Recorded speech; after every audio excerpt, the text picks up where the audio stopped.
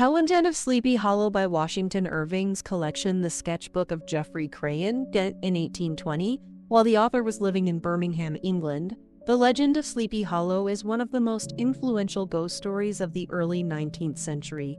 Set in 1790 in the countryside around the Dutch settlement of Tarry Town, Sleepy Hollow is renowned for its ghosts and haunting atmosphere.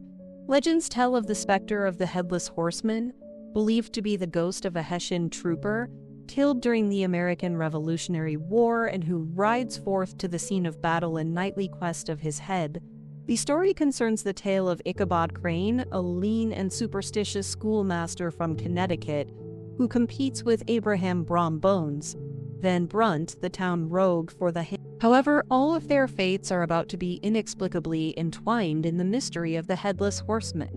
The Headless Horseman Pursuing Ichabod Crane by John Quitter, 1858. The Legend of Sleepy Hollow found A.M. Peppers of the late Dietrich Keckerbacher.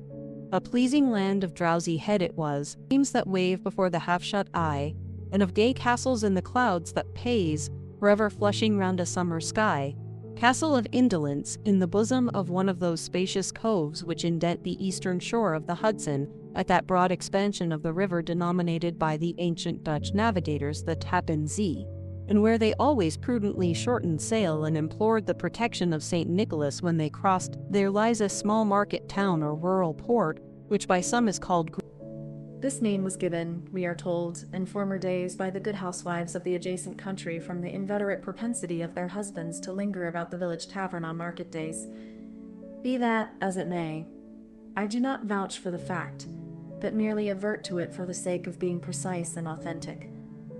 Not far from this village, perhaps about 2 miles, there is a little valley, or rather lap of land, among high hills, which is one of the quail or tapping of a woodpecker, is almost the only sound that ever breaks in upon the uniform tranquility. I recollect that when a stripling my first exploit in squirrel shooting was in a grove of tall walnut trees that shades one side of the valley.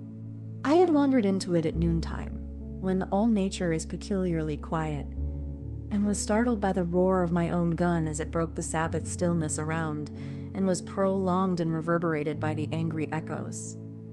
If ever I should wish for a retreat whither I might steal from the world and its distractions and dream quietly away the remnant of a troubled life, I know of none more promising than this little valley. From the listless repose of the place and the peculiar character of its inhabitants, who are descendants from the original Dutch settlers, this sequestered glen has long been known by the name of Sleepy Hollow, and its rustic lads are called the Sleepy Hollow Boys throughout all the neighboring country. A drowsy, dreamy influence seems to hang over the land and to pervade the very atmosphere. Some say that the place was bewitched by a high German doctor during the early days of the settlement. Others, that an old Indian chief, the prophet or wizard of his tribe, held his powwows there before the country was discovered by Master Hendrik. Certain it is, the place still continues under the sway of some witching power that holds a spell over the minds of the good people, causing them to walk in a continual reverie. They are given to all kinds of marvelous beliefs, are subject to trances and visions, and frequently see strange sights and hear music and voices in the air. The whole neighborhood abounds with local tales, haunted spots, and twilight superstitions. Stars shoot and meteors glare oftener across the valley than in any other part of the country, and the nightmare with her whole ninefold seems to make it the favorite scene of her gambols. The dominant spirit, however, that haunts this enchanted and seems to be commander-in-chief of all the powers of the air, is the apparition of a figure on horseback without a head. It is said by some to be the ghost of a Hessian trooper whose head had been carried away by a cannonball in some nameless battle during the Revolutionary War, and who is ever and anon seen by the country folk. His haunts are not confined to the valley, but extend at times to the adjacent roads, and especially to the vicinity of a church at no great distance. Indeed, certain of the most authentic historians of those parts, who have been careful in collecting and collating the floating facts concerning this specter, allege that the body of the trooper, having been buried in the churchyard, the ghost rides forth to the scene of battle in nightly quest of his head, and that the rushing speed with which he sometimes passes along the hollow, like a midnight blast, is owing to his being belated and in a hurry to get back to the churchyard before daybreak. Such is the general purport of this legendary superstition, which has furnished materials for many a wild story in that region of shadows, and the specter is known at all the country firesides by the name of the Headless Horseman. It is remarkable that the visionary propensity I have mentioned is not confined to the native inhabitants of the valley, but is unconsciously imbibed by everyone who resides there for a time. However wide awake they may have been before they entered that sleepy region, they are sure in a little time to inhale the witching influence of the air and begin to grow imaginative, to dream dreams and see apparitions. I mention this peaceful spot with all possible lot, for it is in such little retired Dutch valleys, found here and there embosomed in the great state of New York, but population, manners, and customs remain fixed, while the great torrent of migration and improvement which is making such incessant changes in other parts of this restless country sweeps by them unobserved. They are like those little nooks of still water which border a rapid stream, where we may see the straw and bubble riding quietly at anchor or slowly revolving in their mimic harbor, undisturbed by the rush of the passing.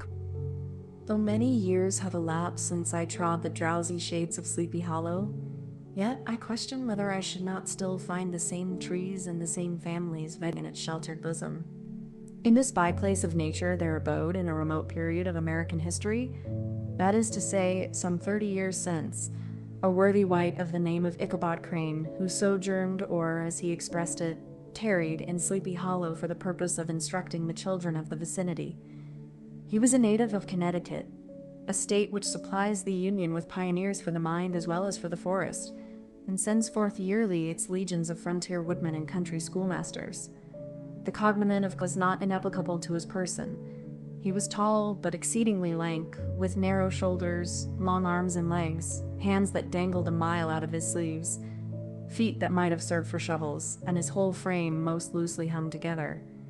His head was small and flat at top.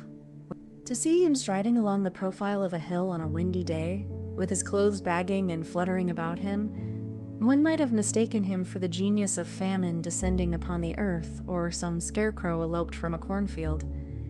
His schoolhouse was a low building of one large room, rudely constructed of logs, the windows partly glazed and partly patched with leaves of old copybooks.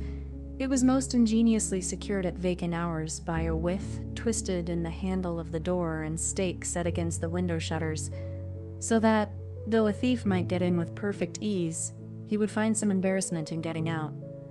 An idea most probably borrowed by the architect, Joost van Houten, from The Mystery of an Eel Pot. The schoolhouse stood in a rather lonely but pleasant situation. From hence the low murmur of his pupils' voices, convalescents, might be heard in a drowsy summer's day like the hum of a beehive, interrupted now and then by the authoritative voice of the master in the tone of menace or command, or, peradventure, by the appalling sound of the birch as he urged some tardy loiterer along the flowery path of knowledge. Truth to say, he was a conscientious man, and ever bore in mind the golden maxim, spare the rod and spoil the child. Ichabod Crane's scholars certainly were not spoiled. I would not have it imagined, however, that he was one of those cruel potentates of the school who joy in the smart of their subjects. On the contrary, he administered justice with discretion rather than severity. Your mere puny stripling, that winced at the least flourish of the rod, was passed by with indulgence. But the claims of justice were satisfied by inflicting a double portion on some little tough, wrong-headed, broad-skirted Dutch urchin, who sulked and swelled and grew dogged and sullen beneath the birch. All this he called doing his duty by their parents, and he never inflicted a chastisement without following it by the assurance, so consolatory to the smarting urchin, that he would remember it and thank him for it the longest day he had to live. When school hours were over, he was even the companion and playmate of the larger boys, and on holiday afternoons would convoy some of the smaller ones home, who happened to have pretty sisters or good housewives for mothers noted for the comforts of the cupboard. Indeed, it behooved him to keep on good terms with his pupils. The revenue arising from his school was small, and would have been scarcely sufficient to furnish him with daily bread, for he was a huge feeder, and, though lank, had the dilating powers of an animal. With these he lived successively a week at a time, thus going the rounds of the neighborhood with all his worldly effects tied up in a cotton handkerchief.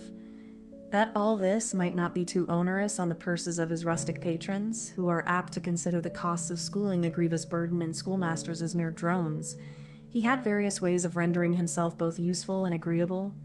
He assisted the farmers occasionally in the lighter labors of their farms, helped to make hay, mended the fences, took the horses to water, cows from pasture, and cut wood for the winter fire.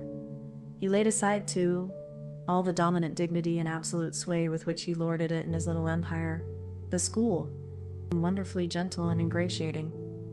He found favor in the eyes of the mothers by petting the children, particularly the youngest, and like the lion bold, which whilom so magnanimously the lamb did hold, he would sit with a child on one knee and rock a cradle with his foot for whole hours together.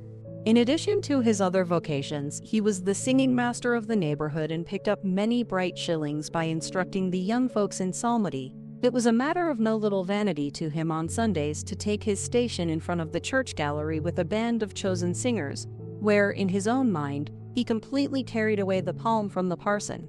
Certain it is, his voice resounded far above all the rest of the congregation, and there are peculiar quavers still to be heard in that church, and which may even be heard half a mile off, quite to the opposite side of the mill pond on a still Sunday morning, which are said to be legitimately descended from the nose of Ichabod Crane. Thus, by divers little makeshifts in that ingenious way which is commonly denominated by hook and by crook, the worthy pedagogue got on tolerably. The schoolmaster is generally a man of some importance in the female circle of a rural neighborhood, being considered a kind of idle, gentlemanlike personage of vastly superior taste and accomplishments to the rough country swains, and, indeed, inferior in learning only to the parson. His appearance, therefore, is apt to occasion some little stir at the tea-table of a farmhouse in the addition of a supernumerary dish of cakes or sweetmeats, or, peradventure, the parade of a silver teapot. Our man of letters, therefore, was peculiarly happy in the smiles of all the country damsels.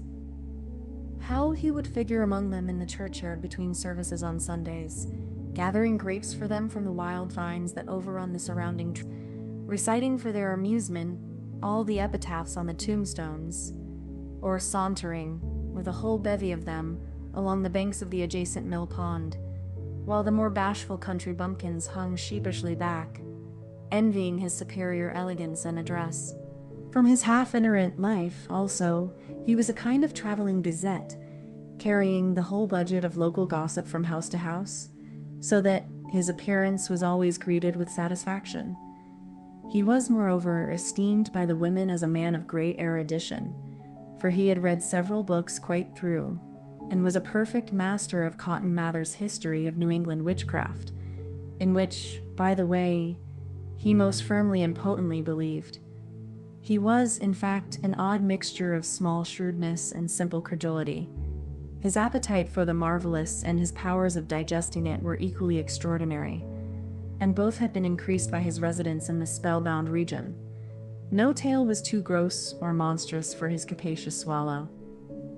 It was often his delight, after his school was dismissed in the afternoon, to stretch himself on the rich bed of clover bordering the little brook that whimpered by his schoolhouse, and there con over old Mather's direful tales until the gathering dusk of the evening made the printed page a mere mist before his eyes. Then, as he wended his way by swamp and stream and awful woodland to the farmhouse where he happened to be quartered, every sound of nature at that witching hour fluttered his excited imagination. The moan of the whip-poor-will won from the hillside, the boding cry of the tree-toad, that harbinger of storm, the dreary hooting of the screech owl, or the sudden rustling in the thicket of birds frightened from their roost. The fireflies, too, which sparkled most vividly in the darkest places, now and then startled him as one of uncommon brightness would stream across his path. And if, by chance, a huge blockhead of a beetle came winging his blundering flight against him, the poor varlet was ready to give up the ghost, with the idea that he was struck with a witch. His only resource on such occasions, either to drown thought or drive away evil spirits, was to sing song tunes. And the good people of Sleepy Hollow, as they sat by their doors of an evening, were often filled with awe at hearing his nasal melody, in linked sweetness long drawn out, floating from the distant hill or along the dusky road. Another of his sources of fearful pleasure was to pass long winter evenings with the old Dutch wives as they sat spinning by the fire, with a row of apples roasting and spluttering along the hearth, and listened to their marvelous tales of ghosts and goblins, and haunted fields, and haunted brooks, and haunted bridges, and haunted houses, and particularly with the Headless Horseman, or Galloping Hessian of the Hollow, as they sometimes called him.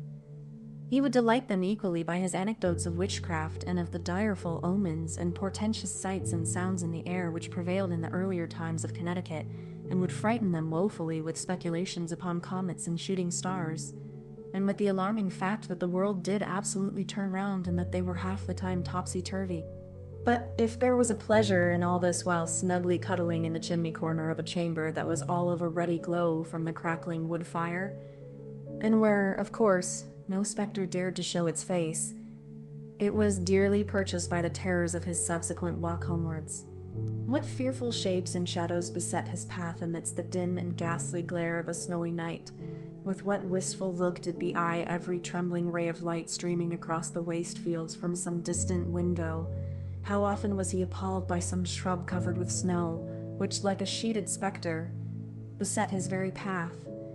How often did he shrink with curdling awe at the sound of his own steps on the frosty crust beneath his feet, and dread to look over his shoulder, lest he should behold some uncouth being tramping close by him?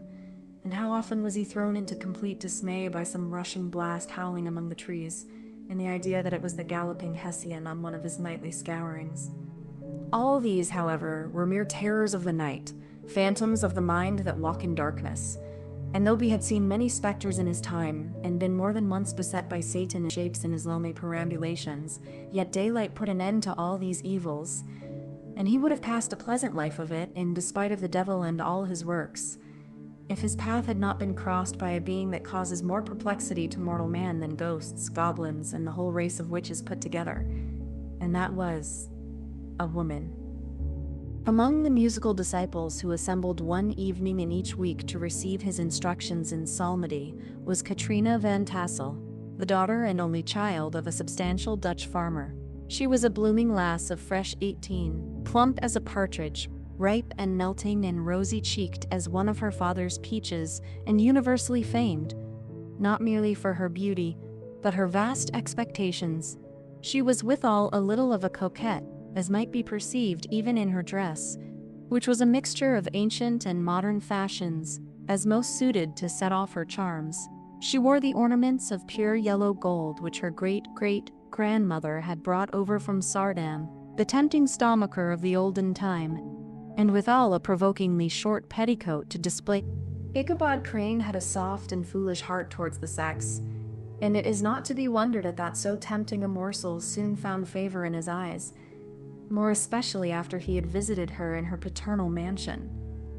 Old Baltus Van Tassel was a perfect picture of a thriving, contented, liberal-hearted farmer. He seldom, it is true, sent either his eyes or his thoughts beyond the boundaries of his own farm, but within those snug, happy, and well-conditioned.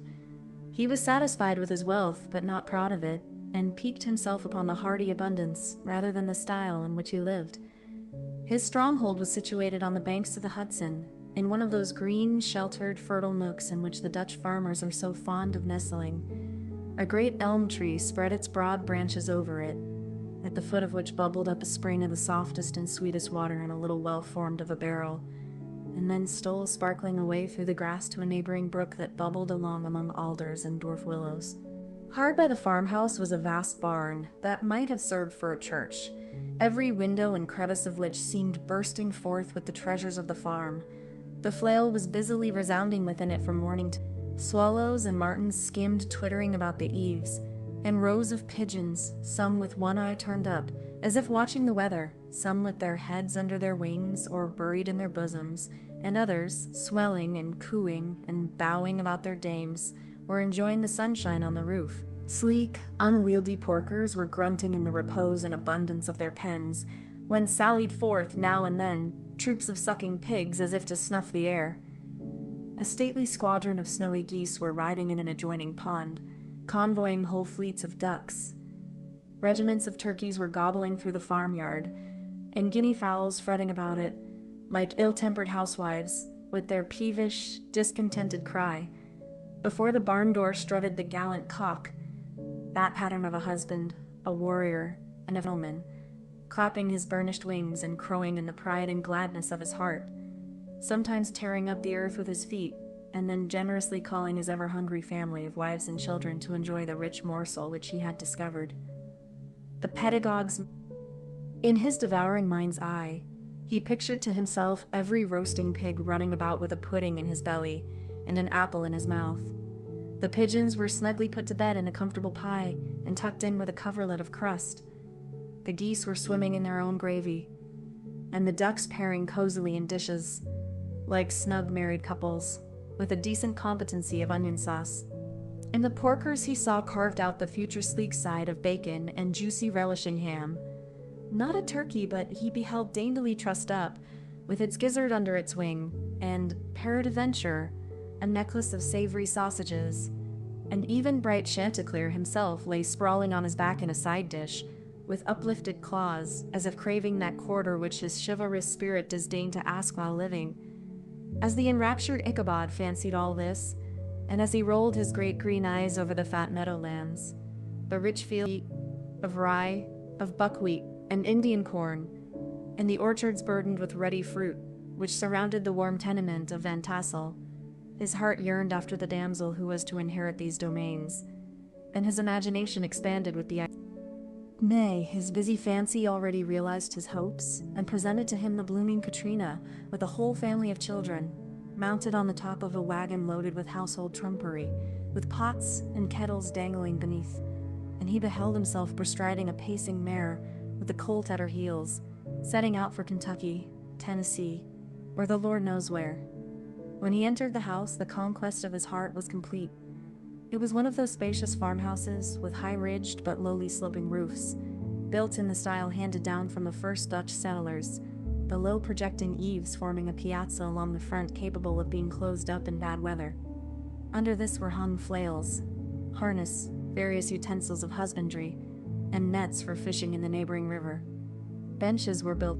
From this piazza, the wondering Ichabod entered the hall, which formed the center of the mansion and the place of usual residence. Here, rows of resplendent pewter, ranged on a long dresser, dazzled his eyes. In one corner stood a huge bag of wool ready to be spun. In another, a quantity of linsey-woolsey just from the loom. Ears of Indian corn and strings of dried apples and peaches hung in gay festoons along the walls, mingled with the god of red peppers, and a door left ajar gave him a peep into the best parlor, where the claw-footed chairs and dark mahogany tables shone like mirrors, and irons, with their accompanying shovel and tongs, glistened from their covert of asparagus tops. Mock oranges and conch shells decorated the mantelpiece. Strings of various colored birds' eggs were suspended above it. A great ostrich egg was hung from the moment Ichabod laid his eyes upon these regions of delight, the peace of his mind was at an end, and his only study was how to gain the affections of the peerless daughter of Van Tassel.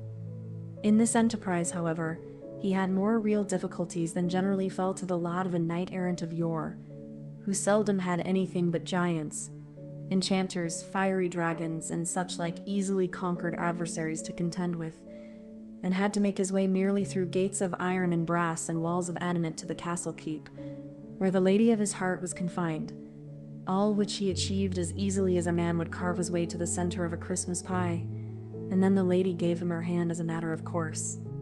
Ichabod, on the contrary, had to win his way to the heart of a country coquette beset with a labyrinth of whims and caprices, which were forever presenting new difficulties and impediments, and he had to encounter a host of fearful adversaries of real flesh and blood, the numerous rustic admirers who beset every portal to her heart, keeping a watchful and angry eye upon each other, but ready to fly out in the common cause against any new competitor.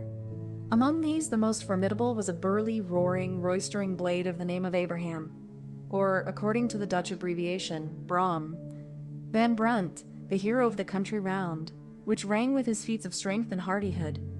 He was broad-shouldered and double-jointed, with short curly black hair and a bluff but not unpleasant countenance, having a mingled air of funniness. From his Herculean frame and great powers of limb, he had received the nickname of Brom Bows, by which he was universally known. He was famed for great knowledge and skill in horsemanship, being as dexterous on horseback as a Tartar. He was foremost at all races and cockfights, and, with the ascendancy which bodily strength acquires in rustic life, was the umpire in all disputes. Setting his hat on one, he was always ready for either a fight or a frolic, but had more mischief than ill will in his composition. And with all his overbearing roughness, there was a strong dash of waggish good humor at bottom. He had 3 or 4 boon companions who regarded him as their model, and at the head of whom he scoured the country, attending every scene of feud or merriment for miles around. In cold weather he was distinguished by a fur cap surmounted with a flaunting foxtail, and when the folks at a country gathering described this well-known crest at a distance, whisking about among a squad of hard riders, they always stood by for a squall. Sometimes his crew would be heard dashing along past the farmhouses at midnight with whoop and halloo like a troop of Don Cossacks, and the old dames, startled out of their sleep, would listen till the hurry-scurry had clattered by, and then exclaim, "Hey, there goes Brom Bones and his gang." The neighbors looked upon him with a mixture of awe, had nobody lepich to with Don Cossacks. This rantipole hero had for some time singled out the blooming Katrina for the object of his uncouth gallantries.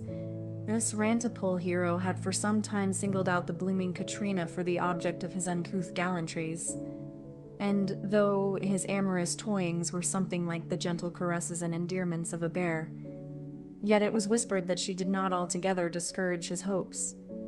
Certain it is, his advances were signals for rival candidates to retire who felt no one to cross a line in his amours, insomuch that when his horse was seen tied to Van Tassel's paling on a Sunday night, a sure sign that his master was or, as it is termed, sparking, the blooming Katrina for the object of his uncouth gallantries. He had, however, a happy mixture of pliability and perseverance in his nature. He was in form and spirit like a supple jack, yielding, but although he bent, he never broke, and though he bowed beneath the slightest pressure, yet, the moment it was away, jerk, he was as erect and carried his head as high as ever. To have taken the field openly against his rival would have been madness, for he was not man to be thwarted in his amours, any more than that stormy lover, Achilles. Ichabod, therefore, made his advances in a quiet and gently insinuating manner. Under cover of his character of singing master, he made frequent visits at the farmhouse, not that he had anything to apprehend from the meddlesome interference of parents, which is so often a stumbling block in the path of lovers. Alt Van Tassel was an easy, indulgent soul. He loved his daughter better even than his pipe, and, like a reasonable man and an excellent father, let her have her way in everything. His notable little wife, too, had enough to do to attend to her housekeeping and manage her poultry for, as she sagely observed, Thus, while the busy dame bustled about the house or plied her spinning wheel at one end of the piazza, honest Bolt would sit smoking his evening pipe at the other, watching the achievements of a little wooden warrior who, armed with a sword in each hand, was most valiantly fighting the wind on the pinnacle of the barn. In the meantime, Ichabod would carry on his suit with the daughter by the side of the spring under the great elm, or sauntering along in the twilight, that hour so favorable to the lover's eloquence. I profess not to know how women's hearts are wooed and won. To me they have always been matters of riddle and admiration. Some seem to have but one vulnerable point, or door of access, while others have 1,000 avenues and may be captured in 1,000 different ways. It is a great triumph of skill to gain the former, but still greater proof of generalship to maintain possession of the latter, for the man must battle for his fortress at every door and window. He who wins 1,000 common hearts is therefore entitled to some renown, but he who keeps undisputed sway over the heart of a coquette is indeed a hero. Certain it is, this was not the case with the redoubtable Brom Bones, and from the moment Ichabod Crane made his, the interests of the former evidently declined. His horse was no longer seen tied at the palings on Sunday nights, and a deadly feud gradually arose between him and the preceptor of Sleepy Hollow. Brom, who had a degree of rough chivalry in his nature, would fain have carried matters to open warfare and have settled their pretensions to the lady according to the mode of those most concise and simple reasoners, the knights-errant of yore, by single combat. But Ichabod was too conscious of the superior might of his adversary to enter the lists against him. He had overheard a boast of Bones, that he would double the schoolmaster up and lay him on a shelf of his own schoolhouse, and he was too wary to give him an opportunity. There was something extremely provoking in this obstinately pacific system. It left Brom no alternative but to draw upon the funds of rustic waggery in his disposition, and to play off boorish practical jokes upon his rival. Ichabod became the object of whimsical persecution to Bones and his gang of rough riders.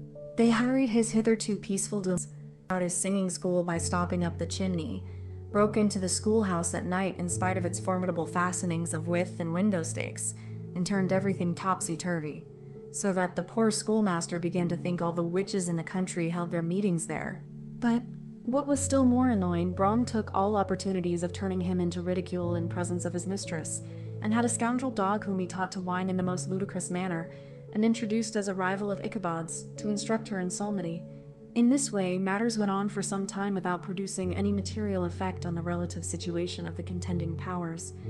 On a fine autumnal afternoon, Ichabod, in pensive mood, sat enthroned on the lofty stool whence he usually watched all the concerns of his little literary realm. In his hand he swayed a ferule, that scepter of despotic power.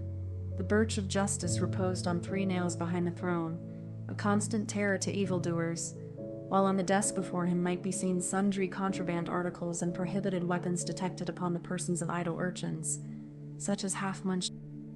Apparently there had been some appalling act of justice recently inflicted, for his scholars were all busily intent upon their books, or slyly whispering behind them with one eye kept upon the master, and a kind of buzzing stillness reigned throughout the schoolroom. It was suddenly interrupted by the appearance of a Negro in tow-cloth jacket and trousers, a round-crowned fragment of a hat like the cap of Mercury, and mounted on the back of a ragged, wild, half-broken colt, which he managed with a rope by way of halter.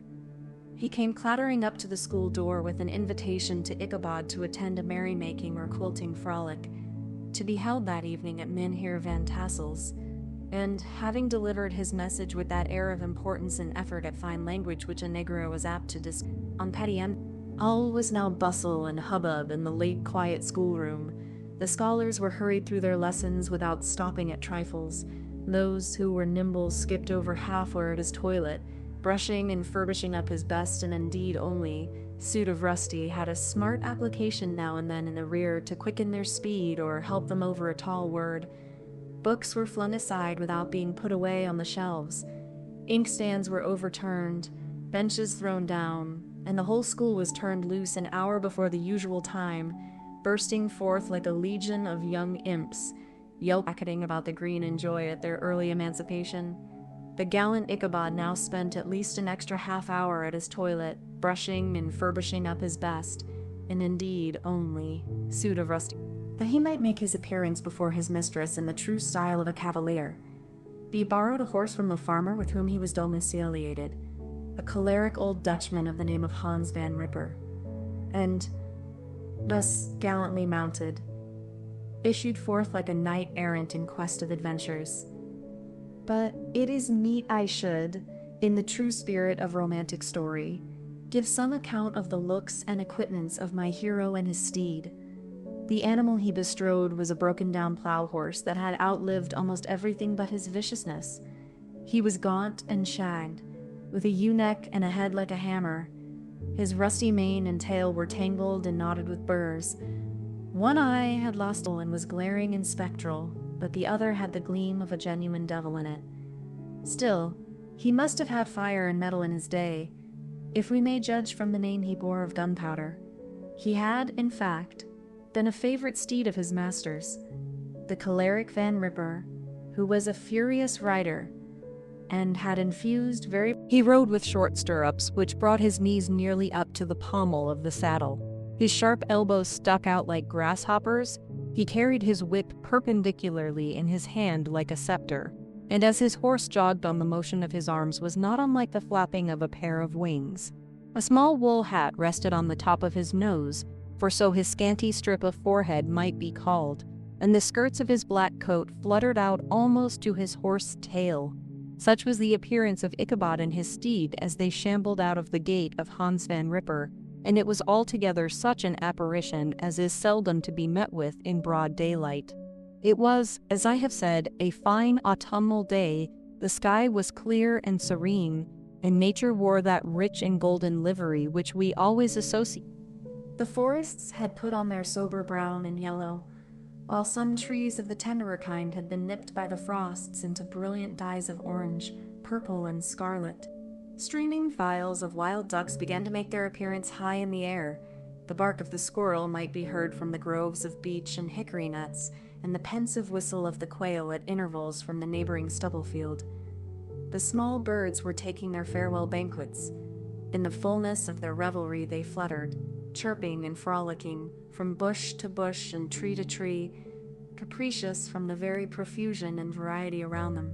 There was the honest cock-robin, the favorite game of stripling sportsmen, with its loud, querulous note, and the twittering blackbirds flying in sable clouds, and the golden-winged woodpecker with his crimson crest, his broad black gorget and splendid plumage, and the cedar bird with its red-tipped wings and yellow-tipped tail and its little Montero cap of feathers, and the blue jay, that noisy coxcomb, in his gay light blue coat and white underclothes, screaming and chattering, bobbing and nodding and bowing, and pretending to be on good terms with the songster of the grove. As Ichabod jogged slowly on his way, his eye, ever open to every symptom of culinary abundance, ranged with delight over the treasures of jolly autumn. On all sides he beheld vast store of apples, some oppressive opulence on the trees, some gathered into baskets and barrels for the market, others heaped up in rich piles for the cider press. Farther on he beheld great fields of Indian corn, with its golden ears peeping from their leafy coverts and holding out the promise of cakes and hasty pudding, and the yellow pumpkins lying beneath them, turning up their fair round bellies to the sun, and giving ample prospects of the most luxurious of pies. And anon he passed the fragrant buckwheat fields, breathing the odor of the beehive, and as he beheld them, soft anticipation stole. Thus feeding his mind with many sweet thoughts and sugared suppositions, he journeyed along the sides of a range of hills which look out upon some of the goodliest scenes of the mighty Hudson. The sun gradually wheeled his broad disk down into the west. The wide bosom of the Tappan Zee lay motionless and glassy, excepting that here and there a gentle undulation waved and prolonged the blue shadow of the distant mountain. A few amber clouds floated in the sky, without a breath of air to move them. The horizon was of a fine golden tint, changing gradually into a pure apple green, and from that into the deep blue of the mid-heaven. A slanting ray lingered on the woody crests of the precipices that overhung some parts of the river, giving greater depth to the dark gray and purple of their rocky. A sloop was loitering in the distance, dropping slowly down with the tide, her sail hanging uselessly against the mast, and as the reflection of the sky gleamed along the still water, it seemed as if the vessel was suspended in the air. It was toward evening that Ichabod arrived at the castle of the Heer Van Tassel, which he found thronged with the pride and flower of the adjacent country. Old farmers, a spare leathern-faced race, in homespun coats and breeches, blue stockings, huge shoes, and magnificent buckles, their brisk, withered little dames, in close-crimped caps, long-waisted short gowns, hung petticoats, with scissors and pincushions and gay calico pockets hanging on the outside, buxom lasses, almost as antiquated as their mothers, excepting where a straw hat, a fine ribbon, or perhaps a white frock, gave symptoms of city. The sons, in short square-skirted coats with rows of stupendous brass buttons, and their hair generally queued in the fashion of the times. Brom Bones, however, was the hero of the scene, having come to the gathering on his favorite steed Daredevil, a creature, like himself, full of mettle and mischief, and which no one but him could manage. He was, in fact, noted for preferring vicious animals, given to all kinds of tricks, which kept the rider in constant risk of his neck, for he held a tractable, well-broken horse as unworthy of a lad of spirit. Fain would I pause to dwell upon the world of charms that burst upon the enraptured gaze of my hero as he entered the state parlor of Van Tassel's mansion, not those of the bevy of buxom lasses with their luxurious display of red and white. but the ample charms of a genuine Dutch country teetable in the sumptuous time of autumn. Such heaped-up platters of cakes of various and almost indescribable kinds. There was the dowdy donut, the tender or oily kolak, and the crisp and crumbling cruller. Sweet cakes and short cakes, ginger cakes and honey cakes, and the whole family of cakes. And then there were apple pies and peach pies and pumpkin pies, besides slices of ham and smoked beef, and moreover delectable dishes of preserved plums and peaches and quinces, not to mention broiled shad and roasted chickens, together with bowls of milk and cream, all mingled higgledy-piggledy, pretty much as I have enumerated them, with the motherly teapot sending up its clouds of vapor from the midst. Heaven bless the mark.